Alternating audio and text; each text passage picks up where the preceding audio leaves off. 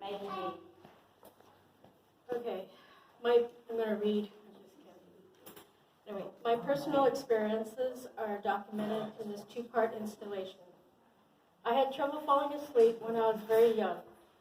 My method of going to sleep was to recount my life as from far back as I could remember. I did this well into my 40s, and I still do it on occasion. At first, I ended up crying to sleep, recalling memories of my mom. Later in life, it became a mental documentation. On my own displays the beginning of my memory recall. In Honolulu, my family lived on the second floor of a 3-bedroom unit on my Chinese grandmother's compound. I remember waking up from a nap in my crib. I must have fussed, and soon my mom came to comfort me with hugs and nuzzles. I felt loved and protected.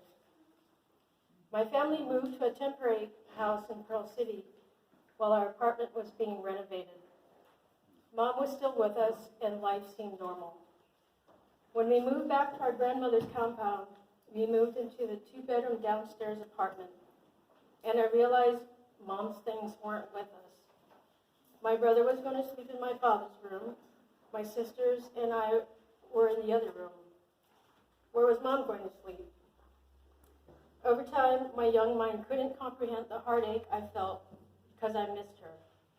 I prayed and pleaded to God and blamed myself, but nothing brought her back. Life continued without her. I became self-destructive, shamefully troublesome for my father. I found myself in an unwanted, abusive relationship and became pregnant. Life moved on with so many complications in between. Moving away from Honolulu to California, I hoped to get a new start, new life. Yet another abusive relationship found me. Although on an outward appearance, we looked like a wonderful couple. We were Christians with 2 children and a nice home. I saw how wonderful my children were and needed to ask my mother an important question. Weren't we, my siblings and I, not adorable? How could you not love us? How could she leave me behind? She responded to my letter with anger.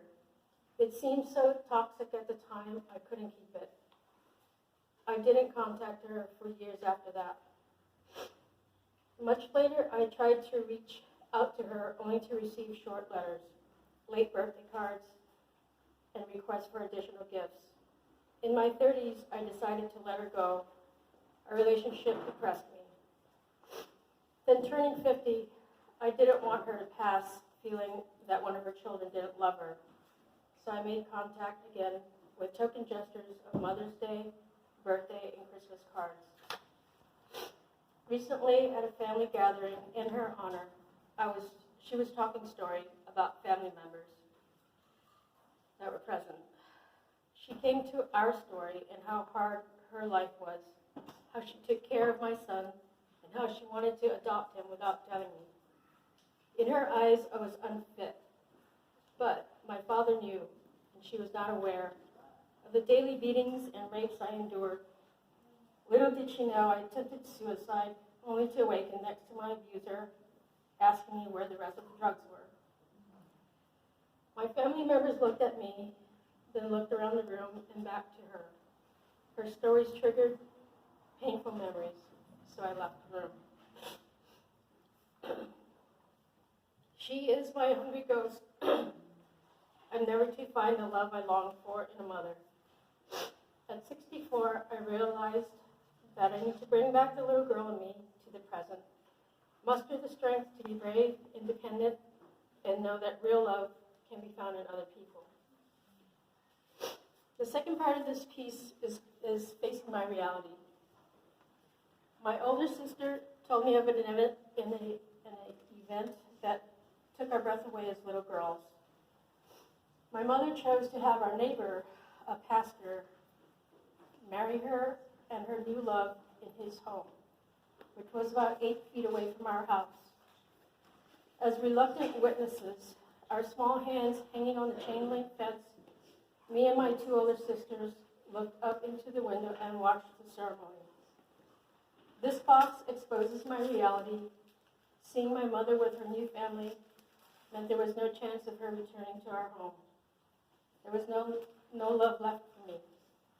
I felt dejected, jealous, and heartbroken. And so I repeat to myself, I'm strong, I'm healthy,